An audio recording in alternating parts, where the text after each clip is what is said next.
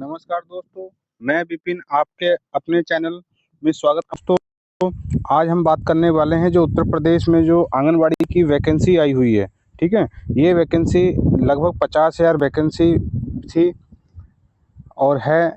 ये वैकेंसी जो है इसके फॉर्म लगभग अप्रैल में मांगे गए थे। ठीक है, तो ये इसके कुछ ज़िलों में तो आवेदन ले लिए गए थे, परंतु कुछ ज़िले रह गए थे। लगभग 44 यानी लगभग जो है 44 लगभग 44 ज़िलों में इसके आवेदन ले लिए गए, है ना।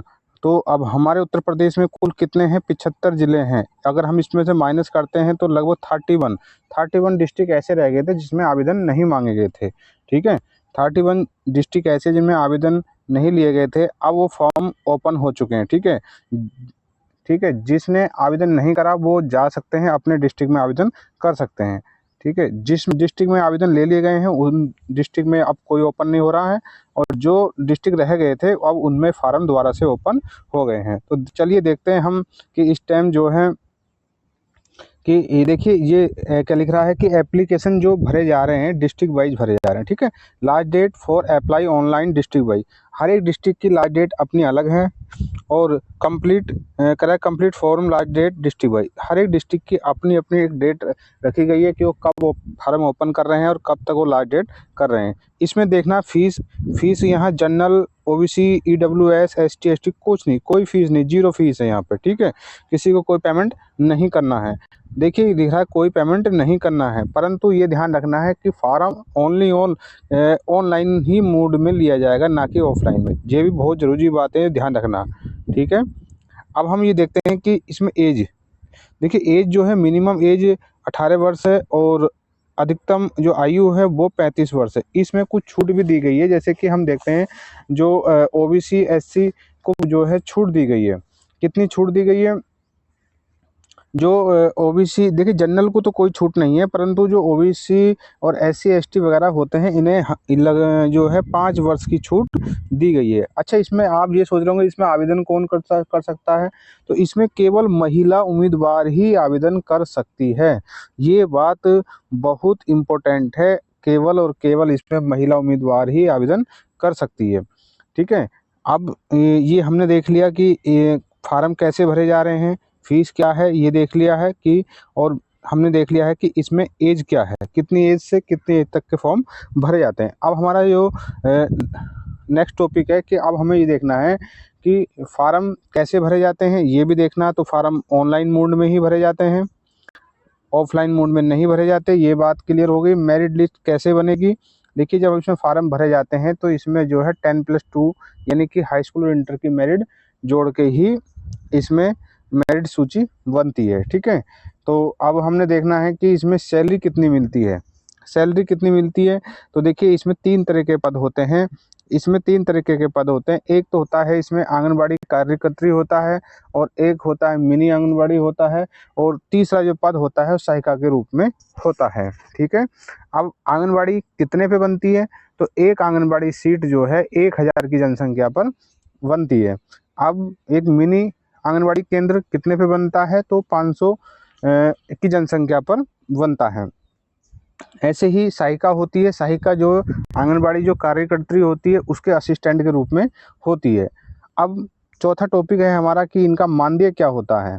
देखिए सैलरी नहीं होती, ये एक संविदा की जॉब है, ये मानदेय पर ही होती है। ठीक है, इसमें मानदेय जो देखते हैं हम, लगभग जो आंगनबाड़ी की जो कार्यकर्ती होती है कि उसे मानदेय कितना मिलता है, तो उसे जो बेसिक देखा जाता है तो 5500 रुपये होते हैं उसके। किसके? आंगनबाड़ी जो कार्यकर्ती होती है उसके 5500 रुपये होते हैं। कितने होते हैं?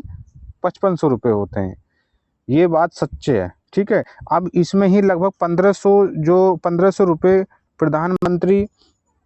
प्रधानमंत्री प्रोत्साहन राशि से आते हैं, और लगभग इसमें 1000 जो है मुख्यमंत्री प्रोत्साहन राशि से इसमें जो पैसा आता है। तो टोटल इसमें लगभग हम देखते हैं कि 8000 के समथिंग रुपए बन जाते हैं।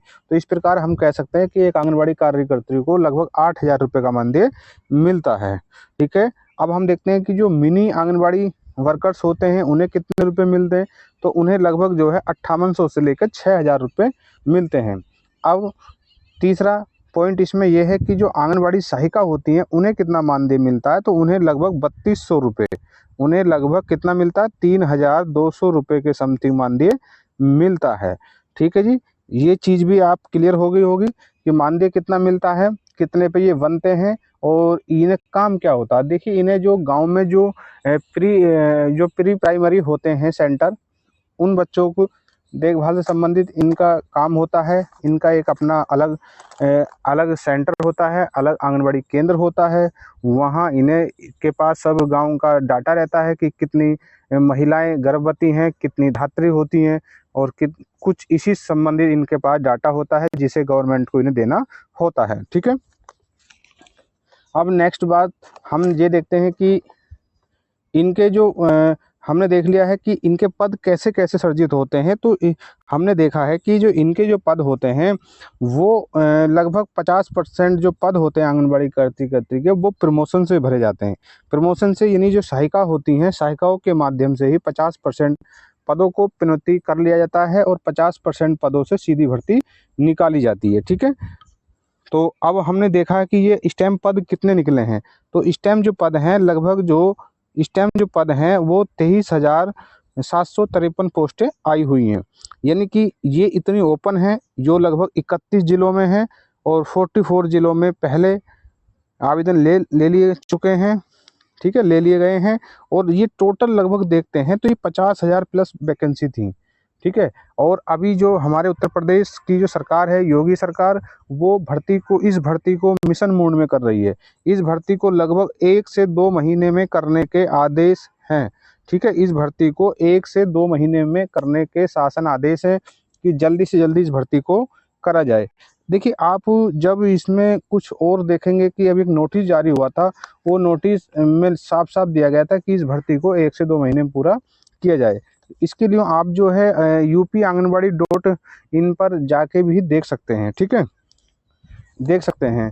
और जैसे कि हमने देखा कि इसमें मानदेय वगैरह कितना होता है, क्या क्या होता है, तो लगभग अगर रिटायरमेंट की अगर हम इसमें बात कर लें तो इसमें हम देखते हैं कि लगभग 62 ईयर तक इसमें आंगनबाड़ी अपना सेवा दे सकती हैं। ठीक है, लगभग 62 ईयर तक आंगनबाड़ी अपनी इसमें सेवा दे सकती हैं।